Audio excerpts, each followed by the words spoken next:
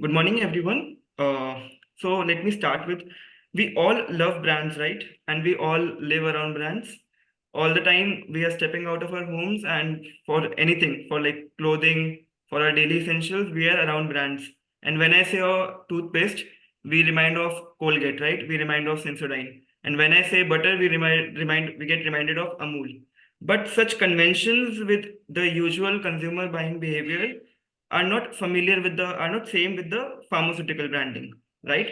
Our best mind to have the study of a pharmaceutical brand is a doctor's mind, because all the time a doctor is directly involved in writing up the brands for the patients for their better health outcomes. Today, hence, I, Madhav Gandhi, a proud team member of Pharmacist Academy, will be presenting today Brand Chat Study, a survey that has been done to identify the top of mind doctor's brand.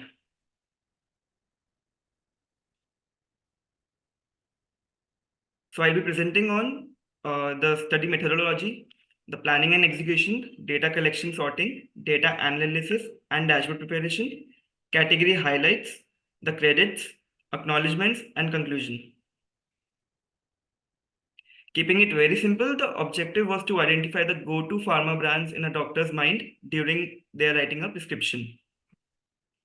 How actually we did the survey? It was a very simple methodology we adopted. We got participation from over 150 students from different colleges like IHMR Jaipur, Naipur Ahmedabad, IAS College, and Baberi College of Pharmacy, Gujarat. A simple questionnaire was made which contained only two questions, and these questions were asked by the students from the doctors. The questions were, can you tell us three top of mind brands that come to your mind and to which company they belong? The planning and the data collection was via Google Forms. The students were filling up the Google Forms and the data was collected in a Google spreadsheet. Then the data analysis and identification of top five brands in each category happened. There were 7 categories in which we did the study. Moving ahead, the why of this. What was the intent? So the brand chat study identifies some of the most known pharma brands in the pharmaceutical landscape in India. The purpose is to curate a meaningful brand chats that discuss the multiple facets of successful brand building in the pharmaceutical landscape. And I am proud to say that the World Pharma Brand Managers Week, the online part is powered by this brand chats survey. The planning and execution. It was a very simple planning and execution. We had a direct and simple approach through which the students were posing two questions, as I already mentioned, to the doctors, offering genuine insights into the realm of pharmaceutical branding. Vivek sir and team PSA had a very pivotal role in visualizing the concept of this survey. Moving ahead, data collection and sorting. A very special thanks to Mr. Vivek Pandey from IHMR Jaipur, Sakshi Mantri from Naipur Ahmedabad, and Vivek Pradhan from Babari Institute of Pharmacy. These three students have played a very pivotal role in helping me collecting all the data, as the questionnaire was made in the Google form, but the circulation of this form, reaching out to maximum students, letting them participate in the survey, and reaching out to maximum doctors out there was not wouldn't have been possible without the participation of all these three students. Thank you so much. As we find great insights from the study, there are some limitations also. To mention some, participation of doctors were mostly from the western and northern part of India. Number of doctors should have been at least 5,000. And this is not the prescription audit, not a retail audit, and neither a market research. The results. Moving ahead with the results. The top 5 brands in cardiology, according to our study, came out to be EcoSprint, Telma, Telmikind, Clopet, and Brilinta. In the segment of CNS or neurology, we got Eptoin, Lamictal, Naxdom, Lexapro, and Etoshine. Then the top 5 brands in diabetology, we got Gmer, Gluconom, Glyciphage, Glycomet, Istamet, and Lantus. Then the top 5 brands in gastroenterology, as Omaze, Razo, Pantocid, Oflox, and Pan. In consulting physician segment, we got antibiotic Augmentin, Pantop, PPI, Amoxicillin, antibiotic Metrogyl, and Calpol. Orthopedics and surgeons, we got Chimeral, Zerodol, Shelcal, Brufen, and Voveran. In gynecology, we got Difestone, Levagen, Meftalspas, MBBC, and Doxinate. After collection the data analysis and dashboard was very important. In these previous slides, all these pie charts, all these stack bar charts, and the meters have been made in a data analysis dashboard by Mr. Pranav Gupta. He has done an exceptional job. I would like Pranav to carry on with the presentation.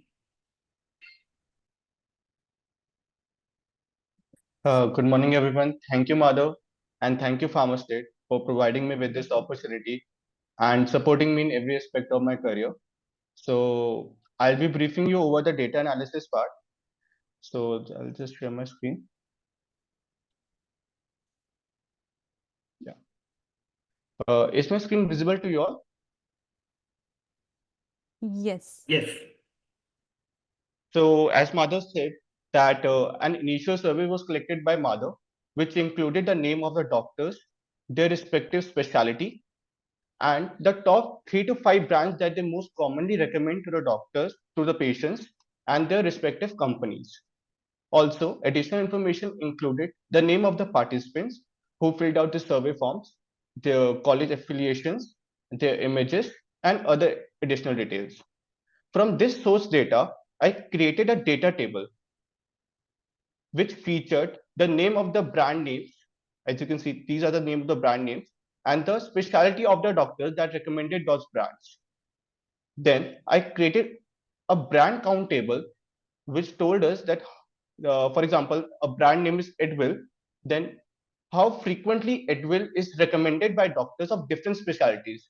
For example, if you see that Edwil is recommended by consulting physicians only one time, and orthopedic surgeons also recommend is one time. It's in percentages. I've created this in count table.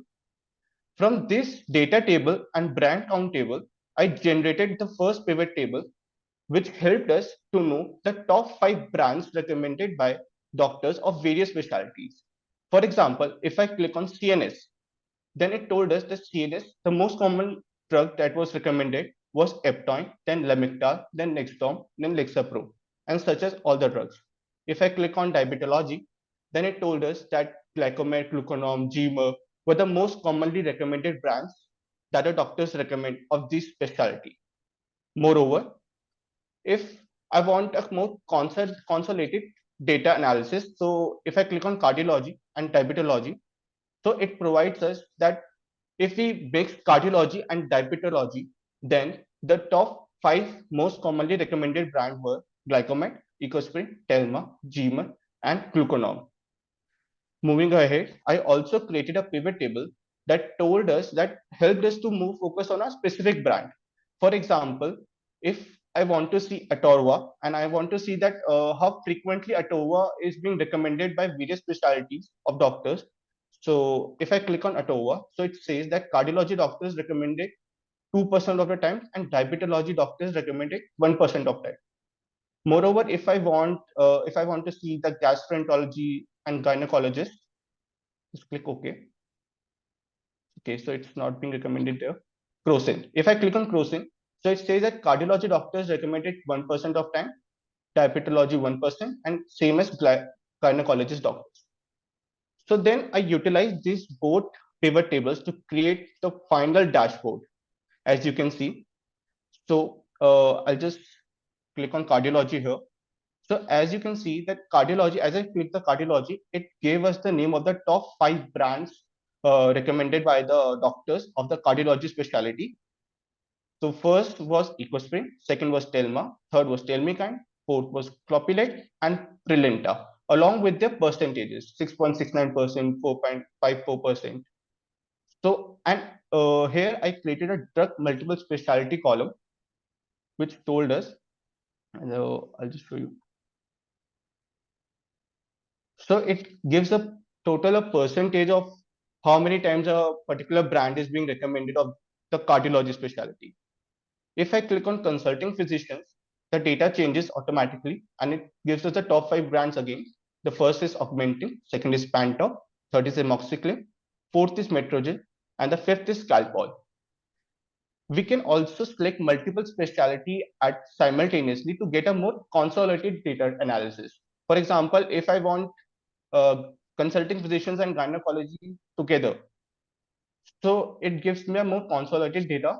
For example, augmentin, pantop, dufaston, divergen, and calpol. If I click orthopedic also, it gives me a more consolidated data. First is augmentin again, Stelcar, amoxiclav, pantop, metrogyl. Gynecology, the first again augmentin, pan, metrogyl, amoxiclav, pant. So these was the data analysis that I tried to create. Thank you, Pranav, for explaining the dashboard. So to conclude, most of the top brands in the survey came from the 20th century, wherein this implies that brand building takes decades and does not happen in a single day. Brand building in the pharmaceutical landscape needs heavy investments and efforts through good marketing practices. And we need to strengthen the brand management teams by making them use new age tech like AI and Gen AI in this new age of technology. Moving ahead, I and Pranav take many efforts, and I would like to thank all the students who participated in this successful brand survey study. And a very special thanks to Vivek sir. Without his constant support and guidance, this study wouldn't have been possible. Thank you so much. Let's have a discussion. Can I have a minute? Sure. Yes, sir. That's one very, very important point which Madhav has made. And that point is, why is it that brands in the 21st century, brands which were introduced in the 21st century, are not featuring here? I would say that about 90 to 95% of the brands which are featured at the top of the mind brands, they are from the 20th century. And one of the brands, the anti-epileptic brand, was introduced way back in 1935. Even that brand, Eptoin, is more or less the doctors consider it as an obsolete brand and use it in the very particular when the very niche condition, that is after neurosurgery, seizure attacks after neurosurgery. But the question is, when the brand which is the number one brand both in prescriptions and in shop audit, why are those brands not at the top of the minds of the doctors? This is a question which I have not been able to uh, comprehend. Why is it that the top prescribed brands are still not the top of the mind brands? Remember, the top of the mind brands, they are not necessarily the top prescribed brands or not necessarily the top brands in the in this retail shop audit. Top of the mind brands, when I see a patient of, say, peptic ulcer, which is that brand which immediately comes to my mind? And that is Omis. About Omis, there will be a lot of talk. When it comes to antibiotic, Ciplox, introduced when? I think in the mid-80s or something like that. Even then, it's still the number one. It is still at the top of the mind brand. Now, this is very, very important. Why decades later, these brands are still the top of the mind brands? And the answer is, brand building is not a short-term activity. Brand building is not a short-term activity. It is a long drawn out process. What happens in India? The moment a brand goes into price control, the promotion of the brand stops. When amoxiclav combination, it went into price control. What did Glaxo do? They stepped up the promotion, and even today, Augmentin is the number one brand, and it is also the top of the mind brand. So, my friends, brand building doesn't come through transactional marketing. Brand builds are never built through transactional marketing. Brands are built only through sustained brand building efforts through good marketing practices. So I want the focus of all the brand managers and the sales managers to be on brand building, and that is the topmost activity. Let me conclude by making one very important statement. No brand can be built in the pharma industry. No brand can be built in the pharma industry without the active support of the field staff. Just the brand manager alone cannot build a brand.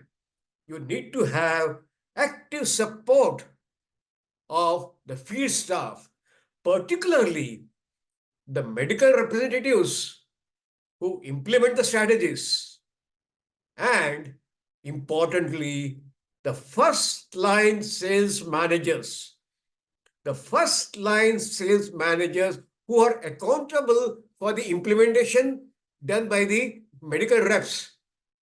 I hold them more accountable rather than immediate managers. Without the support of first line managers, you cannot even dream of building a sustainable brand. And that culminates into the top of the mind brand, maybe even after 50 years, 70 years. Just imagine a brand of 1935, a brand of 1970s. They're still the top of the mind brands. No substitute for brand building through good marketing practices. Transactional marketing will never help you to build brands. They may generate sales. They may generate sales, but not build brands. Thank you very much. Thank you, Vivek sir. Thank you, Madhav, and thank you, Pranav, for bringing out this survey and putting forth the most important point. Building brands is not a short-term goal. It is not a transactional activity. It's a long-term effort and long-term thing to hold. I was reading the chat box and very interesting chats going on there. There was a comment, maybe due to the first mover advantage for the brands, they remain in top of the mind. And there was a very good answer by Sankar sir. Not necessarily. You should wait to hear the Razo story. So participants here, stay tuned, because now the stories will be unveiled. Now the insights will be generated. So listen to what the mentors and speakers today have to say about brand building in their particular segment, in particular, but also in general. Thank you, Vivek sir. Thank you, Madhav, and thank you, Pranav. We move forward to the brand chats now.